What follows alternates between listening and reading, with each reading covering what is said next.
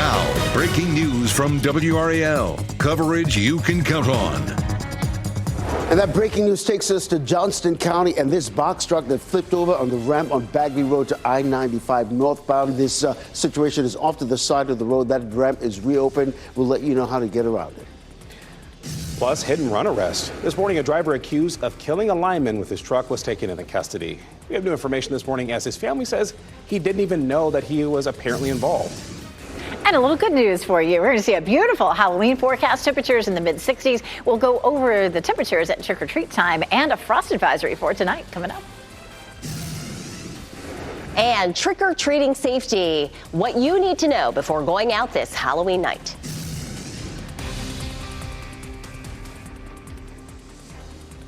Good morning, everyone. It is 6 o'clock. We're glad that you're up with us. Halloween falling on a Friday night, and the weather will be ideal.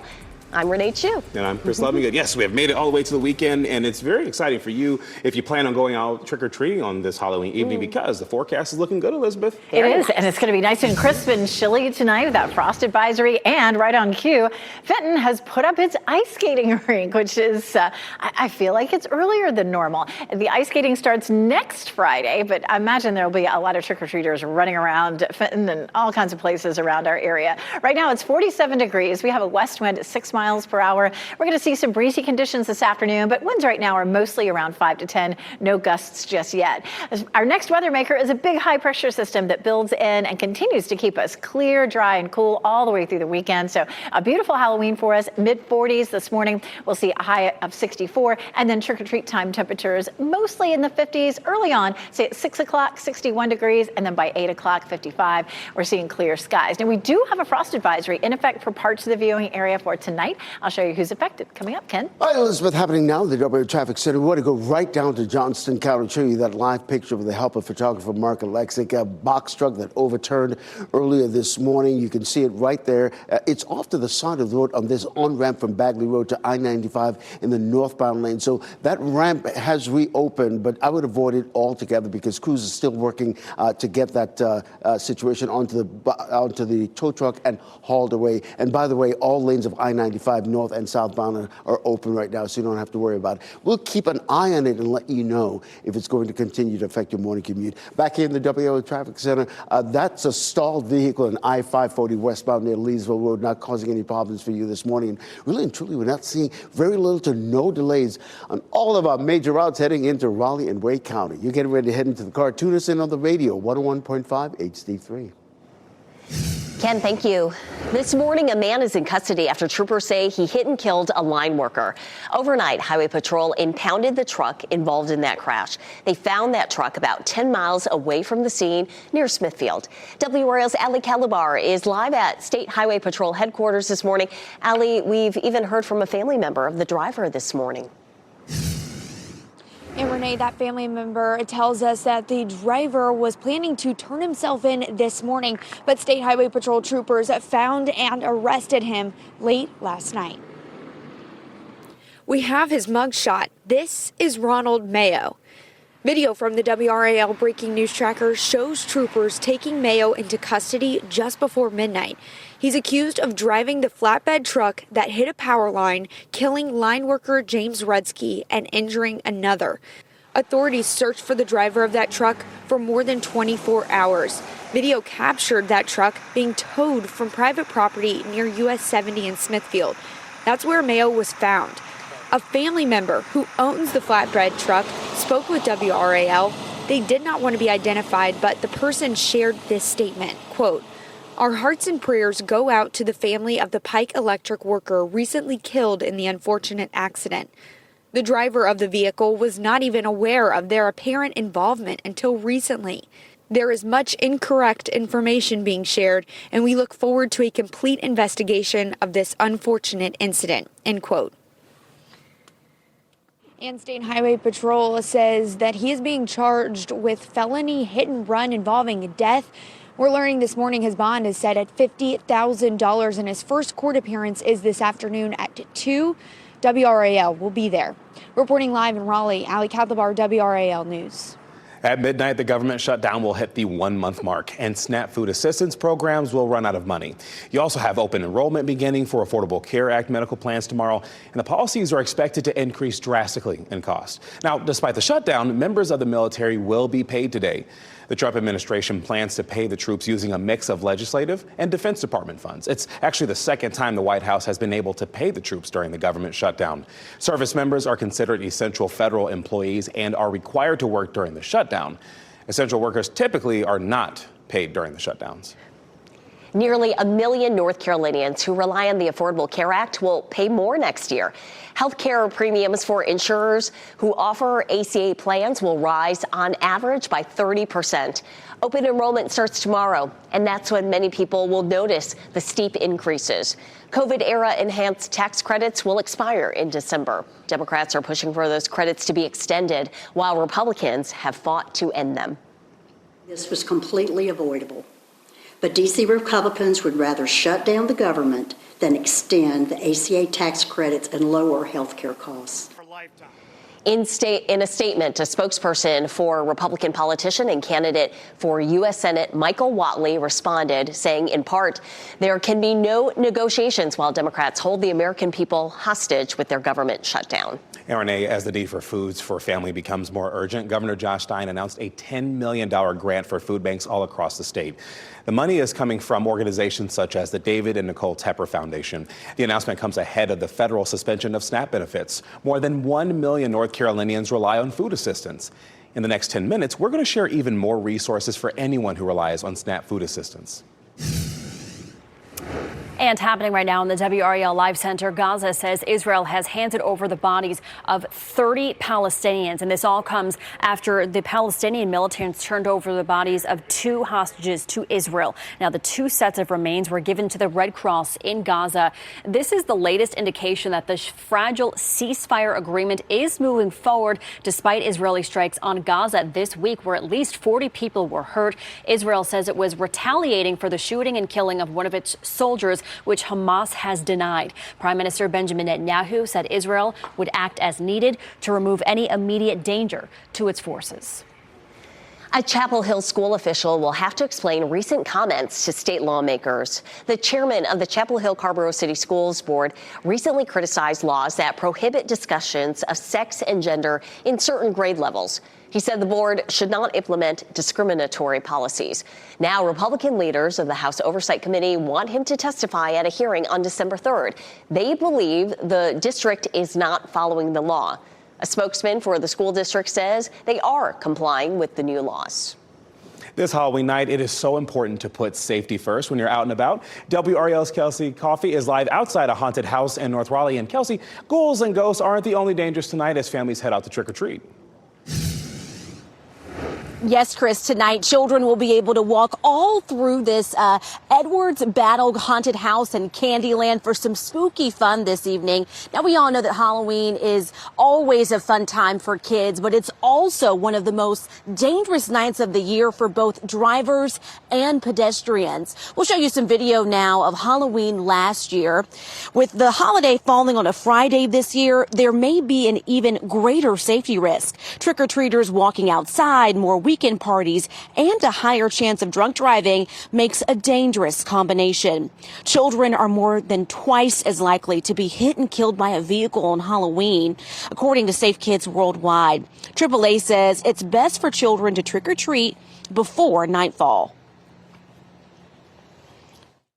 I would encourage, especially with the little ones, to get out before it's pitch black. Visibility, sometimes in neighborhoods can be a little tricky. There's not as many street lights on. So you want to make sure that you're trick-or-treating in well-lit areas. All right, Cub Scouts. And AAA also says that parents should be walking with their children as they trick or treat. Don't just drop them off and let them roam around a neighborhood. And this haunted house here will be open tonight from 7 until 9, and it's free entry. Kelsey Coffey, WRAL News, live in Raleigh. In Chapel Hill, an annual Halloween celebration will take over Franklin Street. This year, the city says there will be no parking restrictions and road closures. Chapel Hill police will be leading an alcohol safety operation tonight.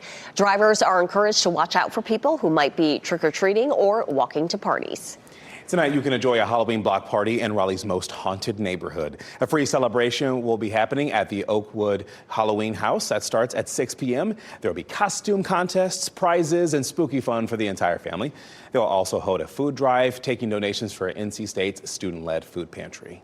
Also happening tonight, the largest Mega Millions jackpot ever is up for grabs. The Halloween prize is $754 million. Yeah, I guess I'll take that instead of the candy. That's a cash value of more than $350 million. The jackpot has been growing since June 27th, and you can watch the drawing right here on WRAL at 11 p.m.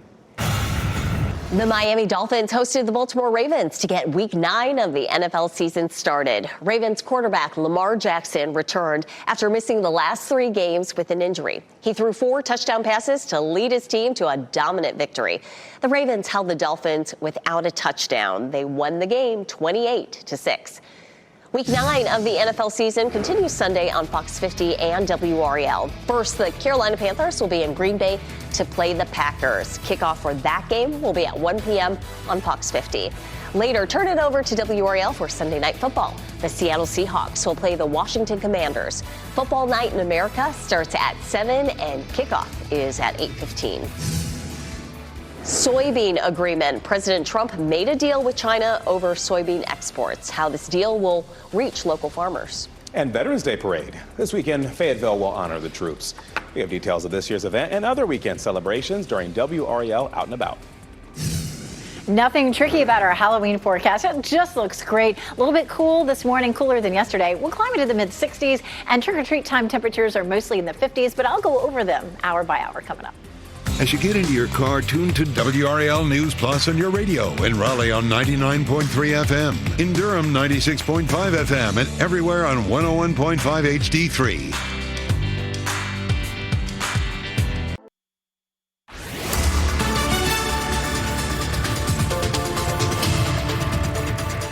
6:13, taking a look at the tropics. We're still tracking Melissa. It has moved past Bermuda, which is right down here. So at this point, it's just moving out to sea, but worth a check-in because it's been so, of course, impactful. Sending some clouds up across the northeast, but it's not what caused flooding in New York City yesterday. We're going to talk more about that in just a little while. It's almost 200, well, it's about 250 miles north of Bermuda right now, moving northeast at 41, winds at 90 miles per hour. So it is zipping right out to sea, and of course shouldn't have really any impact for the most part on anyone else at this point. We're going to see a beautiful day today for trick-or-treating, but our next weather maker could bring us some rain Sunday night into Monday. We'll look into that in just a few minutes. Ken? Elizabeth, we're staying on top of the situation in Johnston County. This box truck overturned earlier this morning on the on-ramp on Bagley Road onto I-95 in the northbound lanes. Right now, crews have gotten this thing off to the side of the road, so the Bagley Road entrance is open, but still crews are on the scene, so I would avoid that area altogether. Keep in mind that I-95 in both directions are open.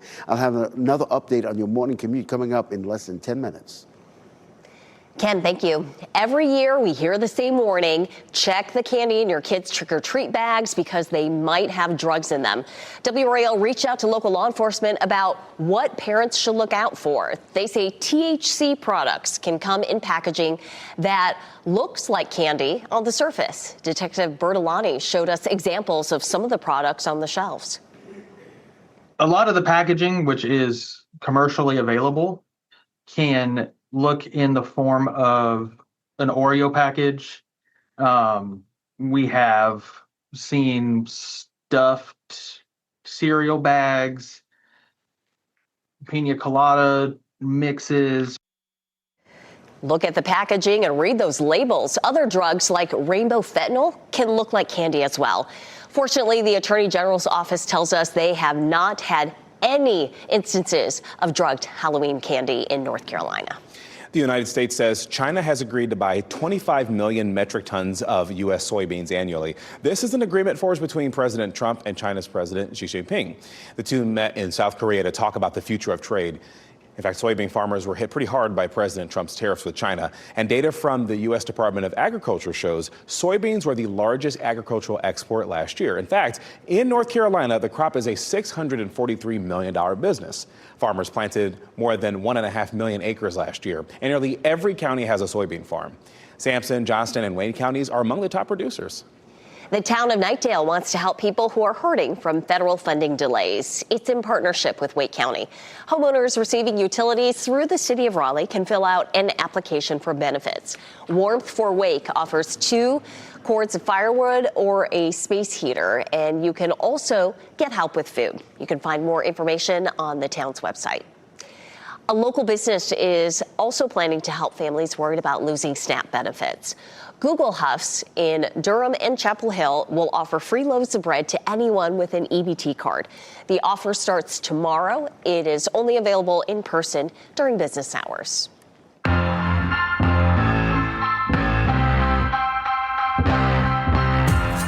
Oh, it's an exciting holiday weekend of parades and festivals. It is time to take a look at WRAL's Out and About Best Bets Halloween Weekend Edition. It's a celebration of Chinese food and culture in Cary. Tomorrow, the Taste of China Festival will take over downtown Cary Park from 11 to 5. Admission is free. You can enjoy food vendors, children's activities, and live performances. I'm excited to be emceeing the main stage again. That will start at 1 o'clock tomorrow afternoon. Wait to see you. We're going to stop by and say hi. Wilson County is celebrating at the Whirligig Festival this weekend. It's the annual event's 21st year. This family-friendly celebration features artisan crafts, music, food, and whirligigs. It runs from 10 to 6 tomorrow and 11 to 5 on Sunday. In Fayetteville, the annual Veterans Day Parade is tomorrow. Starting at 10 a.m., a tribute to all who have served our nation will walk through downtown. The parade will include units from Fort Bragg, local high school marching bands, and veterans representing all branches of the military. For more weekend best bets, go to WRAL.com, search Out and About. You know, we've been talking a lot about, obviously, Hurricane Melissa and the effects there. We'll get to what we've been seeing in the Northeast, but we do want to talk about the Halloween plan tonight because people are going to be out. They're going to be trick-or-treating, Elizabeth. We have so many people in our neighborhood. I mean, it's a mob scene. I feel like they're going to break out in a flash mob because so many people, which is so much fun. We love it. Temperatures are going to be great. It's chilly this morning in the mid-40s. Our high this afternoon, which happens around 2 or 3, is about 64 degrees. And then comfortable temperatures into the evening. We check out those trick-or-treating time temperatures. At 5 o'clock, 63, at 7 o'clock, 58, and at 8 o'clock, 55. Clear skies, nice, calm, quiet conditions. It is going to be a little bit breezy this afternoon. Winds will be gusting 20 to 25, maybe even approaching 30 miles per hour from time to time, but the winds should start to die down by the evening. We have a frost advisory overnight tonight. It turns much colder. Our northwestern and western counties, of course, are under that frost advisory. If you do have any plants out on your porch, house plants, you want to go ahead and start bringing those in at this point. You know, it is November starting tomorrow. We're clear and quiet this morning. Fayetteville, Raleigh, Apex, and Chapel Hill. So it's a nice start out there this morning. Of course, yesterday we were dealing with this low pressure system that brought us some clouds, but the front finally moved on out, and we're looking at some beautiful weather behind it. But in New York City, they saw a lot of flooding. It was interesting. We have video. You can see a tree down on a car. They saw up to 2 inches of rain there in New York, in the city. And surprisingly, it caused a lot of flooding. As a matter of fact, a couple of people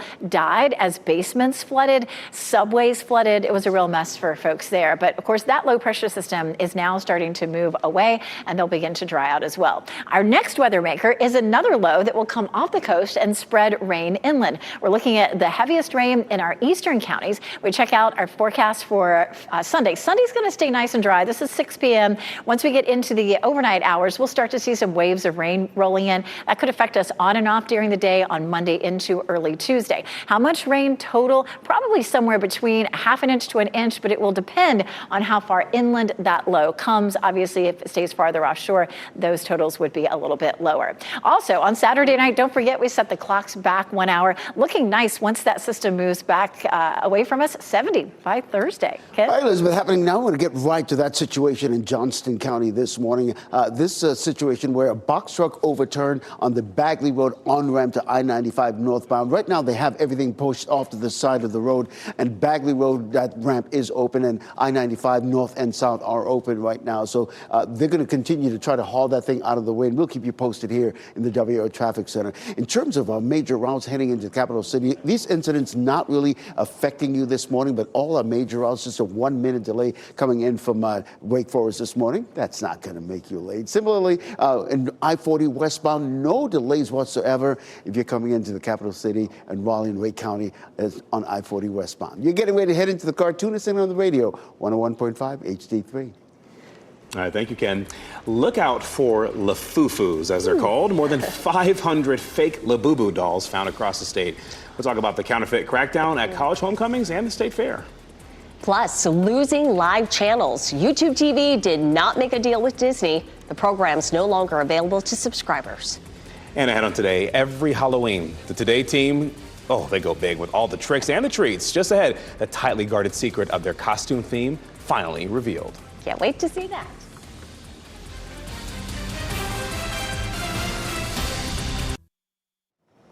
More than 500 fake Labubu dolls were found at the state fair and several college homecomings around the state. According to the Secretary of State's office, it was part of a counterfeit bust that found more than $1 million worth of merchandise. The dolls either had missing or broken parts. Knockoff luxury brand jewelry or sports merchandise were also found. They were found at North Carolina Central's homecoming, along with other area homecomings. This What's Trending report, sponsored by Rug & Home. A celebrity is giving away their kidney. Plus, we are talking about candy this Halloween. Ken Smith, you love candy. Tell us about more. Big fan of candy, but we got to start with that actor Jesse Eisenberg, right? He's preparing to donate one of his kidneys to a complete stranger. The social network star making the surprise announcement during an appearance on the Today Show. Eisenberg says the procedure is planned for mid-December, and he's excited about it. Yeah, and he was talking about it's basically, quote, essentially risk-free and so needed. He also mentioned that, it's something that if you think about it, it just makes sense. So, I mean, that's a very big, generous thing to do. Huge selfless act. Maybe it'll inspire others. Yeah, absolutely. So let's talk about candy, right? Instacart releasing a report breaking down Americans' favorite Halloween candy.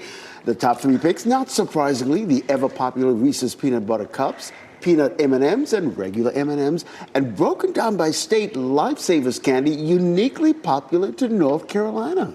So every year I will go through my daughter's candy bucket. I will find some Reese's Peanut Butter Cups and say, you're paying mommy some tax, a candy tax. Give That's me the right. Nestle Crunch. That's my favorite. Ooh. Ooh. And you?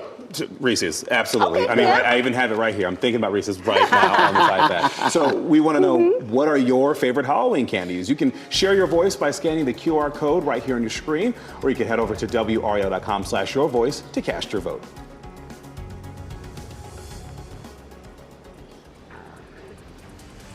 And whatever you like, the trick-or-treating looks fantastic. Our temperatures by trick-or-treat time will be down into the 50s with a high of 64. But we're looking at cold temperatures tonight. Some places are under a frost advisory. I'll show you where. Plus, murder suspect manhunt. Schools in Vanceboro are remote learning today while the search is on. We have details of that stabbing that killed the suspect's grandmother and hurt a deputy. Plus, a hit-and-run arrest. A man is in custody after troopers say he killed a lineman with his truck. Where they were able to find him this morning.